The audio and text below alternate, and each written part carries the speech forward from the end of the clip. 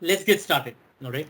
Now, honestly, I think so. It was one of you who requested me to talk on metrics because whoever that person was dealing with defining product metrics for their product.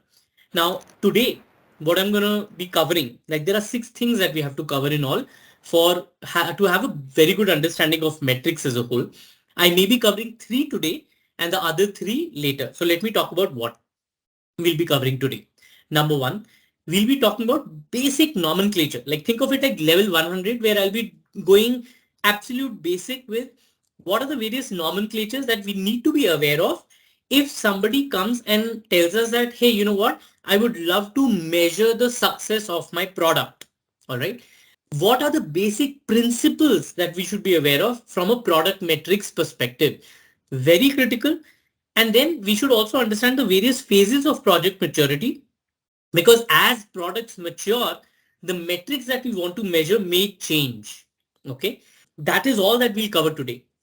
If we have time, we will also cover leading and lagging indicators, how difficult or easy it is to find leading indicators versus lagging indicators to measure your product success. I'll talk about why each of these is important. I will actually show you 10 real metrics that you should have at the back of your mind almost at all times when you are building products. And then I will actually show you real life graphs. Okay. Now, these are graphs that I have observed when I have built products. And more often than not, when I would see these graphs, I'd be questioning myself, ye kya ho raha hai? Why are my graphs looking like this? And I would never be able to understand why is it happening the way it is happening unless I did a lot of research around why my metric graph looks like this. I want to give that as a cheat sheet to you so that when you see a product graphs wavering the way they wave, you exactly know what is happening. Okay. So these are the 6 things we'll cover. As I said, today we'll be lucky if we are able to complete first 3. Next Sunday, we'll complete 4, 5, and 6. All right. With that, I will get started. If you have any questions, please just interrupt in between and I'll be happy to take a pause.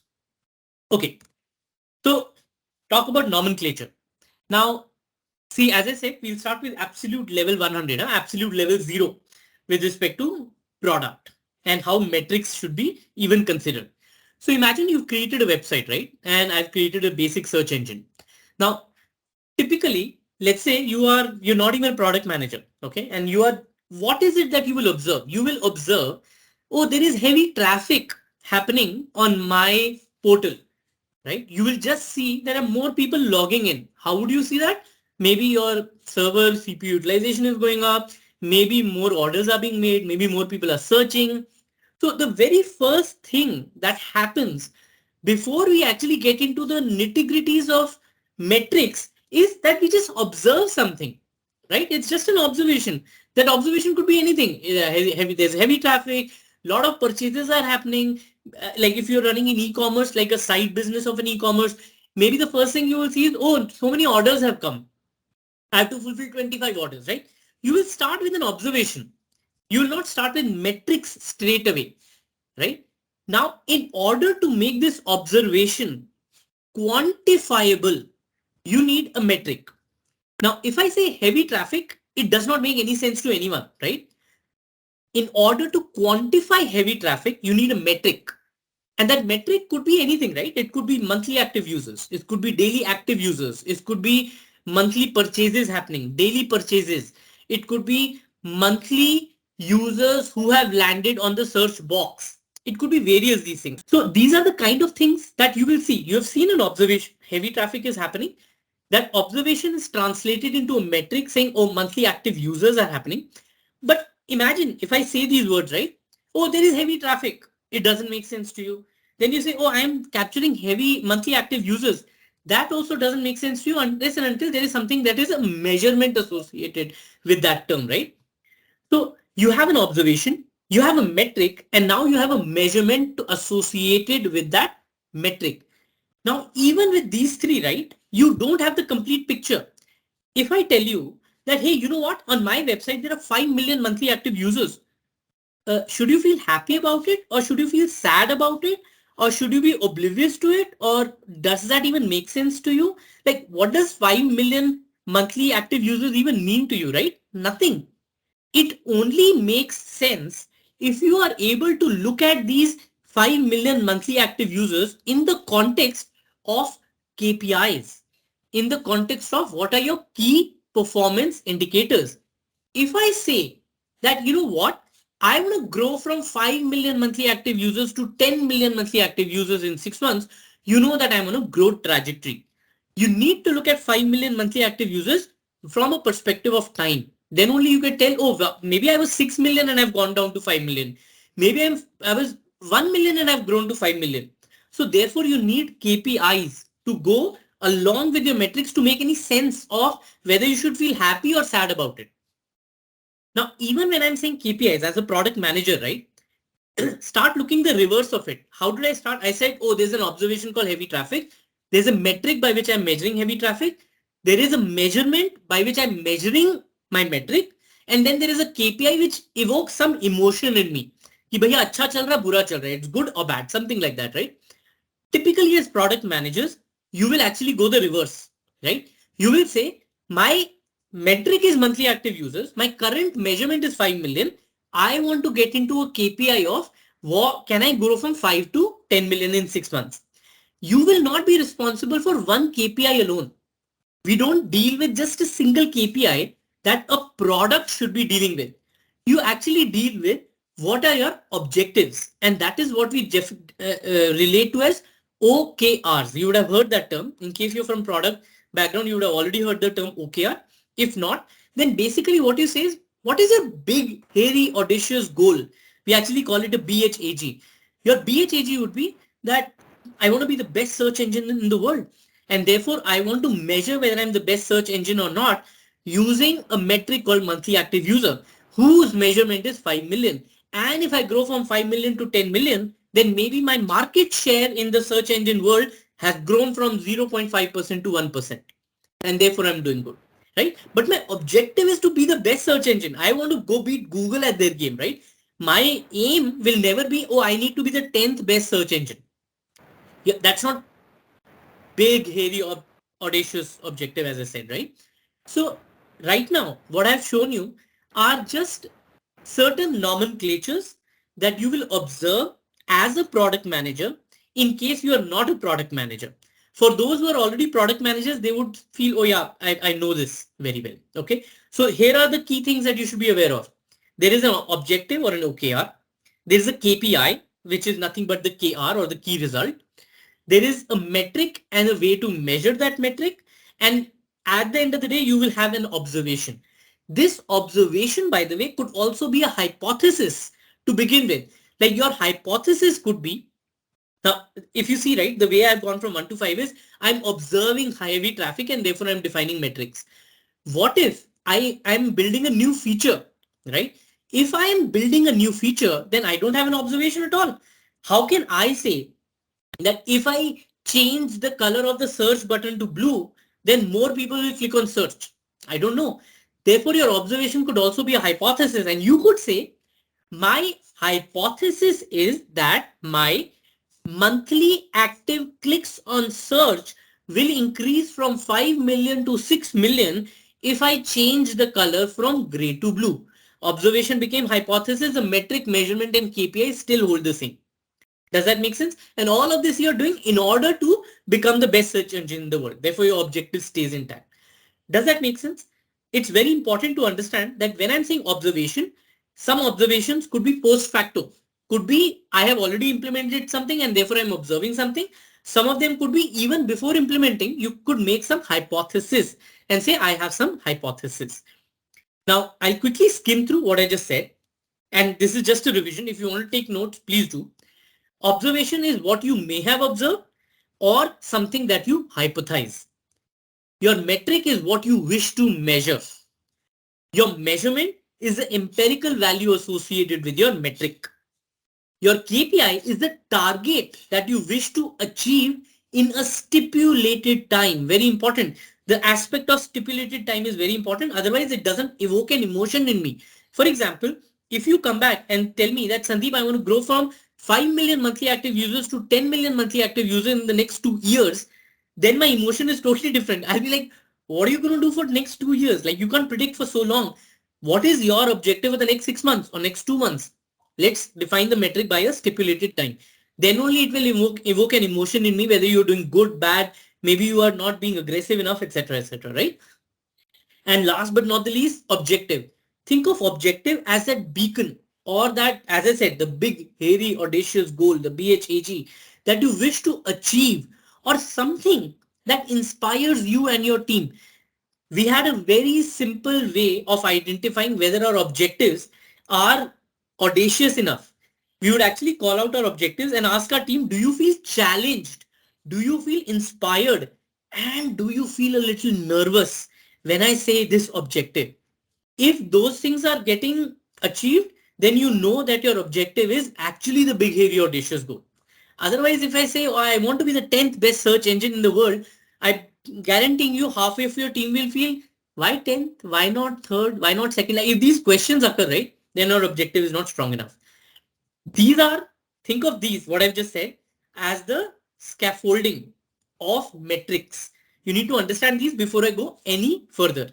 Does that make sense? Any questions so far? Because I'm just talking about nomenclature right now. I've not even delved deep into metrics. Okay? No questions. If there are, please put it in the chat. I'm observing it. All right. Moving forward. I want to talk about some principles of metrics. Some of the principles of metrics are, number one, your metric has to be quantifiable.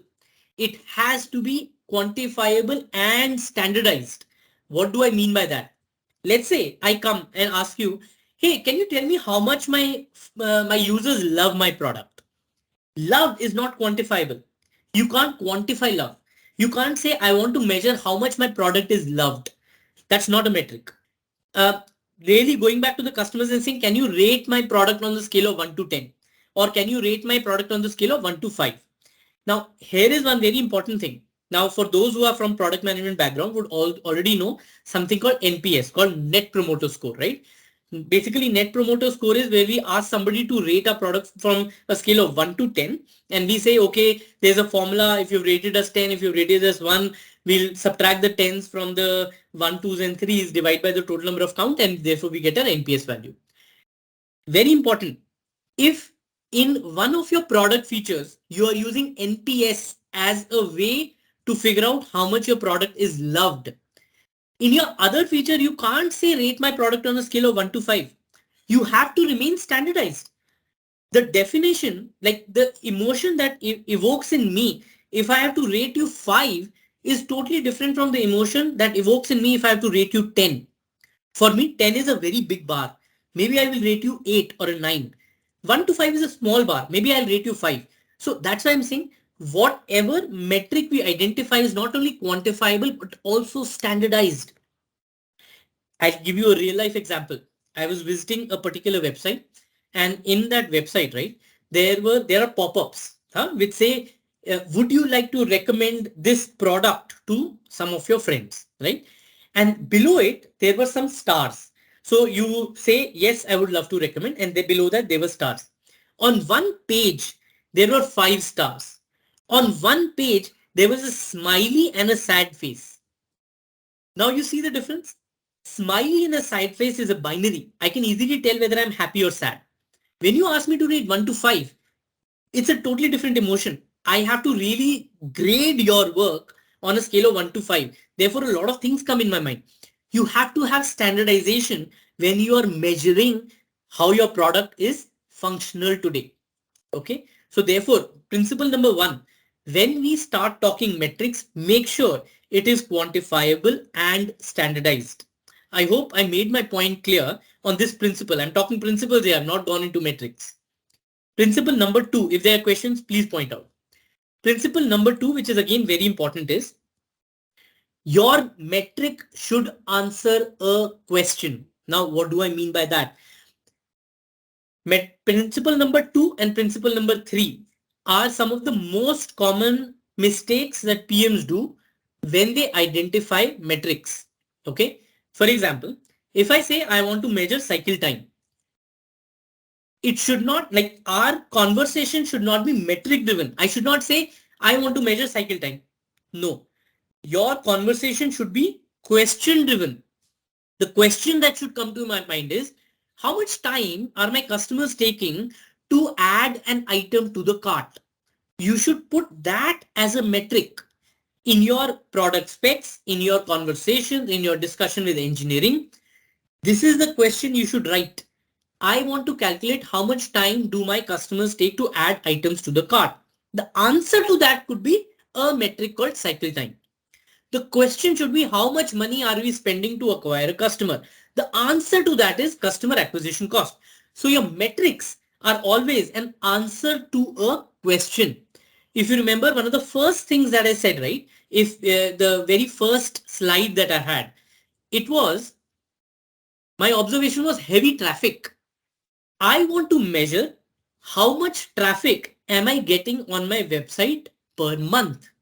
The answer to that question is monthly active user. You could almost say, no, the answer to that is not monthly active user. The answer to that is something else. Maybe it could be monthly active searches. Why do I want to measure total number of users on my search? If one user is doing 50 searches, then for me, that's great. Now I need to capture total number of searches and not total number of users. Perfectly all right. In that case, your definition of traffic changes. You say, I want to measure the amount of traffic in terms of searches per month on my website.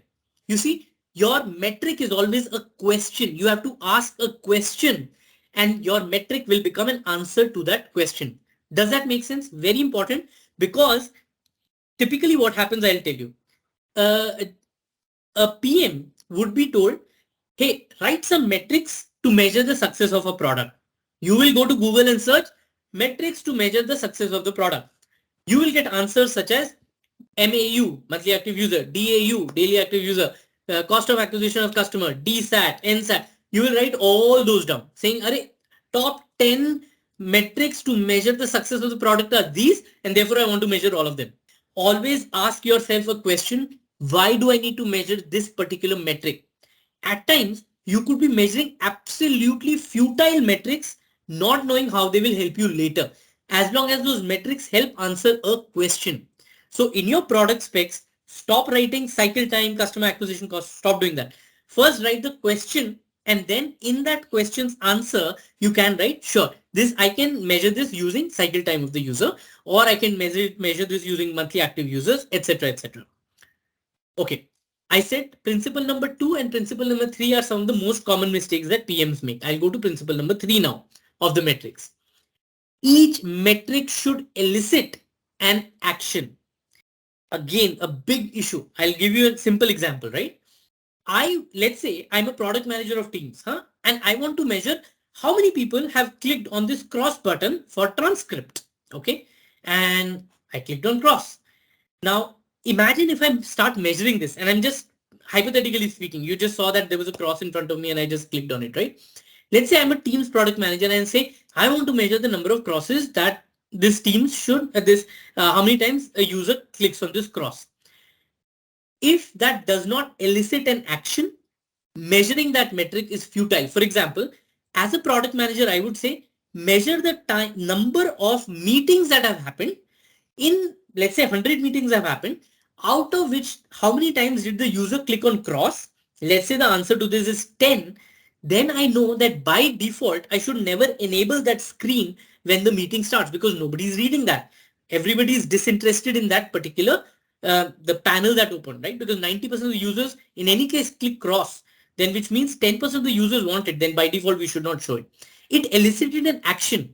Let's say I want to measure the total number of times in a meeting, when an active meeting is happening, how many people actually hovered on 32:41, the amount of time we have started this meeting. Sandeep Tata started recording and transcription, right? I want to measure how many times people hovered on this. Okay, everything is measurable. You can measure it. Even if I measure it, am I going to do anything about it? Like, let's say out of 100 meetings, 80 people hovered on it. What am I going to do with it? I am not going to say Sandeep Tata started recording and transcription as the main text on the screen. I will never do that, right? It's still a hover text. It's great that people are hovering. This metric of how many times did people hover on this red button does not elicit any action. So at times people get so married to their feature that they want to capture everything. Oh, how many times did you click on more? After clicking on more, how many times did somebody expand settings? After settings was expanded, how many people clicked on this and that? If it elicits an action, please measure. If it does not elicit an action, do not measure. So basically, look at the examples that I've taken here, right? You should be able to articulate your metric and measure it in the form. For example, I should be able to say, I want to measure net promoter score because if my net promoter score is less than 20, then I'm going to do something. And if it is greater than 30, I'm going to do something totally different. If my monthly active user is less than so and so, then I'm going to do something. If it is greater than so and so, I'm going to do something else. If I can't articulate this if then else statement for the number of times people have hovered on share. I just hovered on share. It says share this document and see who it's shared with. I can't elicit any action. If number of people who've hovered on share is 100%, still it will be a hover only experience. If it is less than 100, still it will be a hover only experience. It does not elicit any action. And this, I'll tell you, typically when this happens, I'll give you a small example. Let's say there is a form. In that form, you have a toggle button. Okay? I toggled it on, I toggled it off. I toggled it on, I toggled it off. And then I click on save. Do you worry about how many times I toggled? Or do you worry about what was the final state when I clicked on save? My assumption is it does not matter to you how many times the people toggled. Because while they are toggling, it does not matter what their final state is. Maybe my toggle was record on, record off, record on, record off. I can toggle it. But at the end, what was the final state when the meeting happened? Recording was on or recording was off? That is what is meaningful to me. Does that make sense? Every metric should elicit an action. If it does not elicit an action, that metric is useless. You're just adding to the code of your engineer, which will be run every time your product is built, but it is useless. And you will spend your time trying to capture something which is useless. Principle number 2, principle number 3, most common mistakes in all PM specs that I've seen. So that's why in my PM specs, when I see somebody has written net promoter score, even though I understand what net promoter score does, I will always put a comment saying, why are you measuring net promoter score? What question is it answering? And what is your target that you're looking at? Like, are you thinking your net promoter score should be 15 or 20? If it is 15, then what are you going to do? If it is 20, then what are you going to do? Like, you should have that picture in mind when you're measuring telemetry, not just putting a number, like not just saying, oh, net promoter score is what I want to measure. It does not help. It just means that you've not thought through. You just Googled. So moving. Principle number 4. Now this is a rarest of rare scenarios, but as PMs, we should be very, very much aware of this principle number 4. So in principle number 3, I said your metric should elicit an action. Something should happen that you have measured. Principle number 4 goes a step beyond. It says, have you thought of the consequences of that action, of tracking that metric? What if that metric that you measure ends up making people do the wrong things? Okay, or it ends up making you do the wrong things. I'll give you a small example. Here is a very fictitious use case, but I will tell you a real life scenario. Can you rate a doctor based on the number of lives he or she has saved? No. Because if this is a metric, like imagine Tracto says, my doctors are good if the number of lives saved by those doctors are a minimum, or the number of deaths that that have happened, I will start measuring that. If they measure that, what will doctors do? Doctors will stop taking serious cases. They will say, भैया यहाँ से जाओ दूसरा hospital पकड़ो. We don't want that. So our metrics cannot have an action whose consequences are not very well thought through. Now, this looks like a very fictitious example, right? Yeah, but of course, nobody will measure doctors by the number of lives they have shared, right? Does not even make sense. Nobody would do that. It happens. Okay. I will give you a real life example of this. Okay, somebody join. I'll give you a real life example of this, where somebody measured something which had a dire consequence leading to the CEO of the company resigning. Anybody knows what I'm going to talk about next? The CEO resigned because the company started measuring wrong metrics, made the people do the wrong things. Let me show you actually. The company was Wells Fargo. Wells Fargo, what they did was, if I'll just highlight some of the things that I have highlighted here for the second time, right? Their metric was going for great. You know what going for great meant? Going for great meant sales team should at least open eight the sales team should open at least 8 new accounts. That was their metric. Okay. Now, sounds reasonable, right? CEO is saying every person Yeah. in sales should open 8 new accounts. Sounds absolutely reasonable. If I were the CEO, I would say exactly the same thing because I know with every account that is opened, I will make at least $2 per month, which means 2 times 12 is 24. 24 times 8 is whatever, $120 I'll make per sales engineer per salesperson per year, which is great. Now, what did sales team do about it? They said, "Bhaiya, the intention of the CEO was 8 new accounts meant 8 new customers because they were measuring money by accounts. They said go for great, right? Sales team they did not have 8 new customers. What did they do? Oh, you are one customer. You are a high net worth individual. You have deposited $1 million into the account. What will I do? I will open a credit card account for you. I will open a saving account for you. I will open a PPF account for you. I will open a checking account for you. And I will take the same money and distribute it across. Now what will happen? You gave me $1 million. I distributed it in eight accounts. Great. You would have paid me whatever $2 per month on 8 accounts. Now you are paying me $2 per month for instead of one account, you're paying me for 8 accounts. Right? Because sales team thought 8 ka goal meet karna hai, let's open 8 accounts. And that's what they did.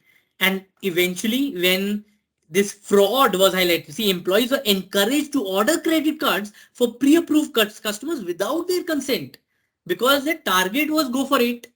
They did exactly what they were told. There was target set, they met their target, eventually leading to the CEO getting fired because this ended up being millions of dollars of gapla of fraud because the sales team was just doing the right metrics. The metrics were defined for them and they were just following it. Therefore, and I'm not saying that any of us are going to make some metrics which will end up doing this, but I will tell you my own story. I was building a product in Azure DevOps. It's a feature in Microsoft, and I was building some kind of a wiki. Think of it like Wikipedia, right? Uh, I was measuring, like imagine Wikipedia. I was building something like this. I started measuring how convenient it is for my viewers to come on my page and look at the content. I kept measuring it. Now, I would not say, oh, what are the consequences of my measurement? Maybe I will do some big fraud. No, nothing like that. Because I was measuring only the convenience of my viewers, I kept investing in features that will make my page look beautiful. I totally ignored the editor's experience. The document Wikipedia is what Wikipedia is today because it has a great editor experience. Since I was only measuring viewers' experience very judiciously, I kept investing in features that will make my viewers' experience better, ignoring my editors. So this happens. And by the way, this metric was something that I was sharing with everyone, all of LT, right? And it's just that none of us questioned ourselves. Why are we measuring this? Why are we not looking at the editor's experience? How do we make sure that editor's experience is better? This is real life. With me, it happened. So I did not look at my principle number 4, which is what are the consequences of the action associated with tracking the metrics? What impact will it have on me? Because if I start measuring something wrong, I will start building something wrong. Okay. So to summarize, when I say metrics should be quantifiable, it should answer the what, which means what am I measuring? When I say the metric should answer a question, it should tell you why are you measuring? If metrics elicits an action, it basically tells you what next. If you measure, then what next is going to happen? And the consequences are nothing but what if. Again, I will take a pause. If you have questions, please talk to me now. But these 4 aspects of how you measure the success of a product are very critical. Yeah, Oh, this there's a makes question. sense. Please go ahead. So, so I mean, like in the future, I mean, presently also there are B2B product and there are B2C products. Like the way you actually, measure metrics is kind of different. So, how do we do that? Yeah. So absolutely, B2B, B2C products are different. But see, that's why I'm focusing on these because irrespective of whether you're B2C, B2B, I'm right now talking about nomenclature and principles. Whether it is B2B, whether it is B2C, whether you're catering to a few hundred customers or a few billion customers, these principles stay intact. I will come to that. B2B का क्या है, B2C का Okay. क्या है, okay? Okay. But these principles stay intact no matter what your product is. That's why I'm going slow on these principles. These principles matter. Does that make sense? Yes. Yes. I'll come to your B2B, B2C also. Any other questions? Hi, Sandeep. I have a question. Yes, please. Yes. So, sir, you mentioned in the third point, if you open on the in this particular side itself, that we are measuring metrics to see is it actually eliciting an action or not. What next? And you gave an example of a form where toggle on, toggle off we are considering. So my question is related to that. Let's say there is a form in, and it's, so a lot of websites we see that there is a toggle for dark mode or or a light mode. If we want to consider that how many number of users were actually viewing the website on dark mode or on light mode, then I think measuring that particular toggle would mean sense, right? Because you would want to measure how many number of users actually going for it rather than measuring what was the last final state when they actually viewed the website. Like you were thinking by what is the last state when they were saving the form. For my case, then it means sense, right? Absolutely. Actually, let me clarify what I was saying so that it makes perfect sense. Huh? So let me get a toggle on my screen first. Give me 1 second. There's a toggle. There you go. Okay. Now, where's my toggle? Let's say there's a toggle on my screen. Okay. And let's say just below the toggle, I have a save button. Okay. Now the question is, my question to you is, what do you want to measure? Do you want to measure the total number of times that I toggled on off, or do you want to measure the total number of times I toggled to a particular state and clicked on save? Got it. You get the point? I'll give you Mm. another example, right? For example, if you see this, right? Auto save on off, it's a toggle. Now, the Yes. moment I click on the toggle, right? Action happens, right? Action has already happened. There is no save button for me. In which case, I want to measure every time I've toggled, because the moment I toggle, action has happened, right? But there are True. certain toggles below which I put a save button, which means I could be just having fun talking to my friend and just doing on, off, on, off, on, off, and you are measuring those metrics because I never clicked on save. So I'm saying in that example, what I'm saying is I could be doing a lot of things in the form without having saved it. Do you want to measure all of that? Again, if the answer to that is measuring that elicits an action, then please do. If measuring that does not elicit an action, then don't do. And I can give you a use case why measuring that could elicit an action. Measuring that could elicit an action when people click on toggle on off, but they're looking for a checkbox instead. Or maybe they're looking for a drop down. Maybe the options are more than two, right? Then maybe you start measuring those also, even in non-save state. All I'm saying is when you are measuring something, and the example that I took was this share hover, right? Useless. I don't need metric to see how many people hovered on share. Maybe if what is this button? Okay. Feedback to Microsoft. Okay. Great example. You just saw I clicked on this and it came as feedback to Microsoft, and you can see there is a smiley and a frown. Do you want to measure, again, it's a question, the number of clicks on this, or do you want to measure how many times people have clicked on an actual feedback? The answer to that is I can elicit an action here also, here also, here also, here also, and on this cross also. Does it elicit an Yes. action? If it elicits an action, capture. If you can't articulate that if I measure a click on this button, then I'm going to do this. If that statement is not coming clearly, then it is a vanity metric. It's a fictitious metric. You don't need it. Got it. Got it. Great. Any other Thank you. questions? Sure. By the way, I'm going through the boring stuff today. The interesting stuff may happen next Sunday. That's why I'm going slow, because this is super important. Okay. Moving on.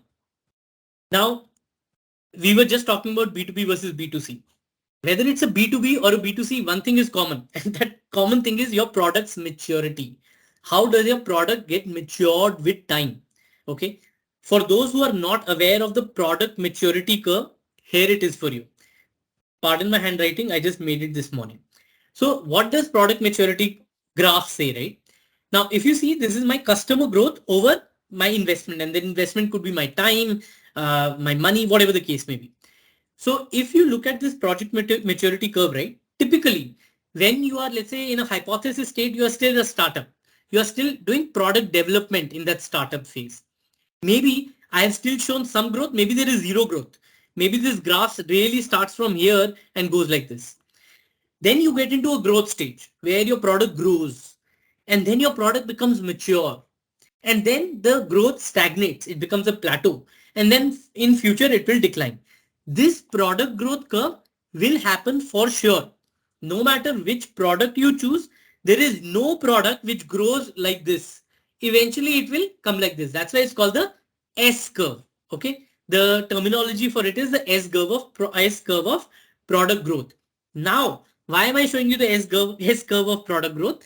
You need to understand the S curve of product growth because what you measure in your product may depend upon what state of the S curve your product is in. Okay, I'll repeat. What you measure in this phase may be totally different from what you measure in this phase. Okay, you may measure other things also. However, what is the importance you want to lay on them is the question, which again boils down to the question of what is your objective. If you remember, I talked about nomenclature. In my nomenclature, the last thing was objective. Your objectives will change going from one phase to another. In startup, maybe your objective is to acquire customers. In growth, maybe your objective is to reduce customer recession or reduce customer churn. In plateau phase, maybe your requirement is something totally different. All right. So what matters is which phase of the product you are in, and based on which phase of the product you are in, your metrics will change. So let me show you what I mean by that, right? I just put some metrics, not all of them will be accurate. I'm just saying it for the for driving home the point, right? In a startup phase, maybe I want to know my acquisition rate, my conversion rate. How many customers am I able to acquire? Because my acquisition percentage should grow 100% every month. Then I am very happy, right? आज 10 customer हैं, कल 20 हैं, बाद में 40 हैं, 100 हैं, 1000 हैं. I want to acquire more. At this stage, maybe I don't care much about the churn rate of a customer. ठीक है, 10 आए, 2 चले गए, big deal. Acquire more. We will think about making them happy later. Let them get into my system first. Growth phase is where you start tracking your customer engagement. How engaged is your customer with your product? Therefore, you start measuring your active users, monthly active user, customer acquisition cost, NPS. I talked about NPS and I'll talk about it later again. The revenue, you started making revenue now. Here your revenue is zero. Here your revenue is something. Here your revenue is even higher. You start tracking those. Now, here, very important thing I'll tell you. A lot of people have this fad that MAU and DAU to capture karna hi karna. Monthly active user, daily active user, we have heard so much of it that we always know we will measure it. I will give you a sample product. Okay? That product is, and for those who have attended my previous sessions, I'm very fond of this product and I will just repeat it. My product is, I want to create a startup which works with the satellite industry and it helps capture the weather data from the satellite. What are we in the business of? We will shell out APIs by which you enter the name of a city and we will tell you the weather. Okay? That's the startup. Would MAU and DAU even make sense for this kind of startup? Because there are no users. There is no user experience at all. All I'm doing is APIs. मैं आपको API दे रहा हूँ. Who is going to use that API? Make My Trip, any of these travel websites, Clear Trip, etc. will use my API to show you the weather of the location where you're traveling. They are going to make an API call to me. Does MAU, DAU even make sense? At times, again, as I said, if you are writing a metric, you should be able to answer the question, why are you measuring? At times we just say bullet point, I want MAU, I want DAU. Maybe that would make sense. Maybe what would make sense, would make more sense is monthly active API calls, not users, right? And then therefore there is no churn rate here. There is no churn of I am a user who called your API 20 times and now I'm the same user calling your API 5 times. Maybe the churn is with respect to the APIs. Which APIs are popular versus not popular? Something like that, right? But so that's why I'm saying when you are looking at your product, answer the question and then get into these metrics. These are still metrics that I put in a very figurative way, right? So when you're growing, you're looking at MAU, DAU, your acquisition cost. When your product has become mature, that's when you start looking at things like churn rate. Churn rate is how many people came in, how many went off. Bounce rate, how many people went into your page but did not complete the transaction. They've bounced off, right? What is the lifetime value of a customer? If your customer, you have spent, and this lifetime value of a customer goes hand in hand with customer acquisition cost, which basically means I have spent $10 on a customer. Is that customer going to come and make $11 on my website or not? If I have spent $10, look at BB Daily and Milk Basket and all these, right? They will give you one after offer after another. Take 10 meals free, 5 meals free. What is that? That is nothing but customer acquisition cost. You are a cost to that company. If they are giving you 10 free milks and all they are earning from you is 2 rupees per transaction, 10 free meals means 10 times 24, 240 rupees they have spent on you. Are you making at least 120 transactions on them for them to make money? If you don't make 120 transactions and you make 10 transactions and you leave, then you are a churned customer. Your lifetime value is less than their acquisition cost. You are a loss to companies like Milk Basket and BB Daily and all of these, right? Whoever offer you free milk. So therefore, you now want to measure customer acquisition cost, lifetime value of a customer, and things like those as you become mature. When you decline, you decline. There are things that you measure in decline also, but I don't want to talk about those. I hope none of you build products that are in a declining phase. But if you are building a product in a declining phase, we can talk about it as well. Okay. All right. Lead and lag indicators. See, lead indicators basically mean what can you do now in order to figure out what's going to happen in your product later. Can you measure something today which can tell you whether you are heading in the right direction, which can tell you whether your hypothesis is valid, which can tell you that you can look forward to something and do something meaningful, etc., etc. Okay. Lag नाम ही है, lead means पहले, lag means later. Lag could mean something that you're measuring as a post facto. Things have already happened and now you're measuring looking backwards. You can't make amends upfront looking at a lag indicator. It's always telling you the story later on. So think of it this way. Lead indicator is like a present tense which will determine your future tense. Lag indicator is something has already happened in the past and now you're trying to measure it. Okay. It is measuring the output of an activity. Lag indicators are typically easy to measure. Lead indicators are very difficult to even think through. Okay. And I'll give you real life examples. First non-product examples, then product examples to figure out lead and lag indicators. PMs who are able to identify lead indicators correctly are the ones who actually build very, very strong experiments. They are able to experiment quickly and fail fast. Lead indicators help there because lag indicators is I already have built, right? I just need to measure the success of my product. That's what lag is.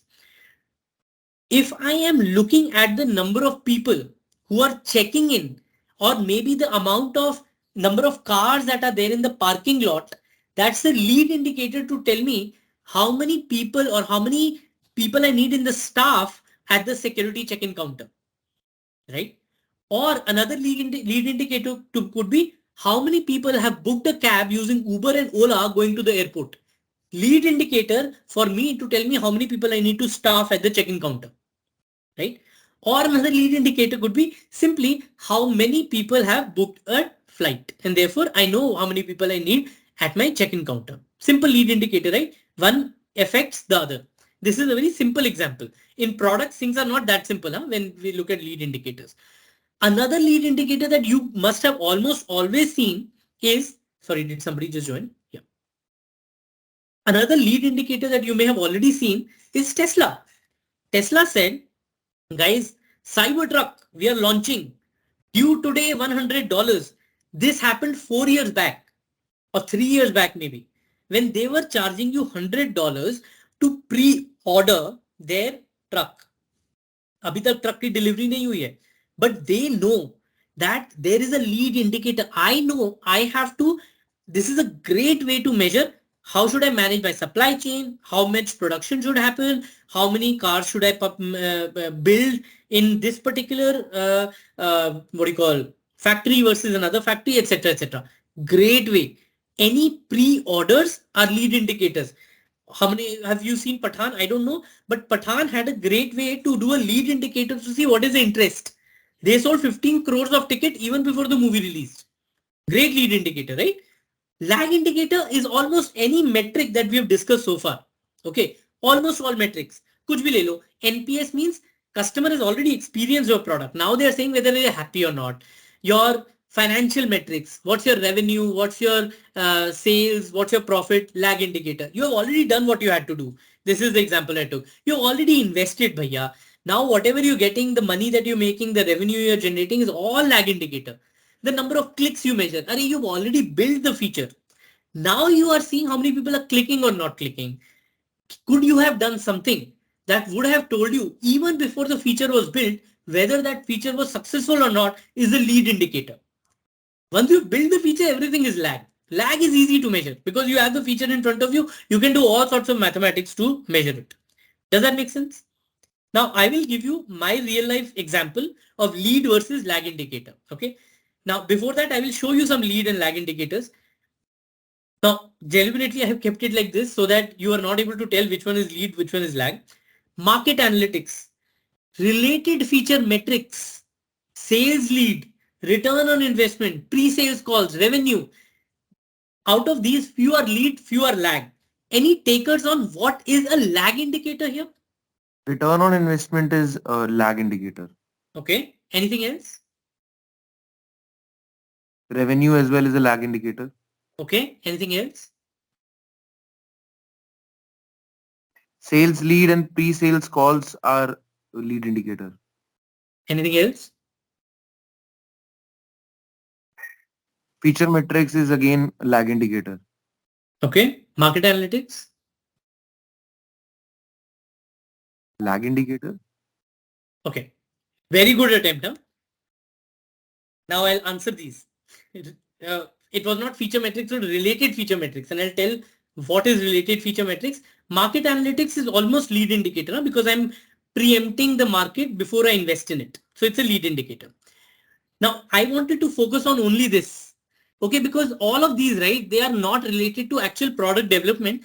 You will always hear from your sales. You will always hear what market is doing, etc., etc. This you already do. As a product manager, if you focus on this, your ability to build features can be absolutely immense, brilliant, fantastic. Let me actually show you one of my own lead indicators before I built a capability. Okay. Actually, I had not planned it, but let me show you. Okay. So I was supposed to build a very small feature. Okay. That small feature was when I click on this search button, it should show me my recent work items and my recent boards. Okay. This was a very heavy investment. See, I have not started searching. This is very similar to me clicking here and it shows me my recent searches, right? On Chrome, it shows. Similarly, I wanted to do something here. Now, in Chrome, it's very easy, or in Edge, it's very easy. It's just showing you your recent searches. It's very simple, right? Here, I don't know what is relevant to you. If you see, I don't even show you your recent searches. I could be searching for foobar, but I'm not showing you foobar. Like if I go back, I didn't show you foobar. I showed you a recent work item. How do I figure out as a lead indicator what is most meaningful for you when I click on the search bar? I can't now go interview every customer and say, Bhaiya, aapko kya chahiye? Somebody will say this, somebody will say that. This product has 10 million users. किस किस से जाके पूछूंगा? I can't ask everyone, right? I have to rely on data to make this decision happen. How did I make this decision happen? Very simple. This is what I did. I searched for, before this feature was implemented, I will show you how it looked like. You click on search, you get this, you get filters. We say what filter you want to apply to make your search meaningful. My hypothesis was People just search. They know the term that they're searching for. They simply click read me and then they will search. Nobody is doing ext colon something something. Nobody is doing that. I could see from my telemetry, 1% of the users were doing it. So my hypothesis was this is useless. I can make it better. What should I show? I had no idea. What did I do? I said, I will look for, now what is a lead indicator? I looked for every single search query that was fired on my search bar. Okay. When I looked at my search query when it was fired, I found 70% of the search queries were with respect to a work item or whatever work was happening here, recent work item. See, somebody has done something and they're searching for something that they've recently done. That was 70% use case. मैंने कहा बाप रे. Now basically what I'm saying is you just did something, you created a work item and now you're searching for it. What if I make an experience that whatever you created recently I will show you, or whatever you edited recently I will show you, or whatever you worked on recently I will show you. That's what I did. I said, Bhaiya, metrics are showing this. A lead indicator for me was what are people actually doing when they're searching. This was the answer. I said, okay, let me do it this way. And you know how we hacked it? We literally put the recent work items that you searched in your browser cache, because it was an experiment which I need to do in 5 days. Put it in the browser cache. I loaded it up from the browser cache for some like 500,000 users. We did that and their searches were totally different. People stopped searching because I'm saying 70% of the use case was people are clicking here. People stopped searching. They would click here. This would, and when I implemented it, you would see, I click on it, it shows up immediately. When we implement it, you click on it, it would take 1 second to load. People would wait for that load to happen and then click on any of those because nobody wanted to search. Great lead indicator which helped me build this product. You have already built another feature. You are using the metrics of that built feature to figure out whether you should be investing in future features. Does that make sense? This is very important for product managers because we always think of metrics as lag indicators.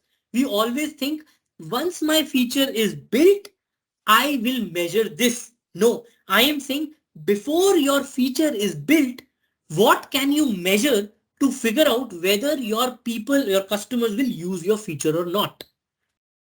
Did that make sense? Very important. That's why I'm going slow on this. Next, I'm going to show you some of the metrics. Now, when I say metrics, I'm not just going to show you, oh, use NPS, use ABC, use TPC. No, I'm going to give you a structure to think through these metrics.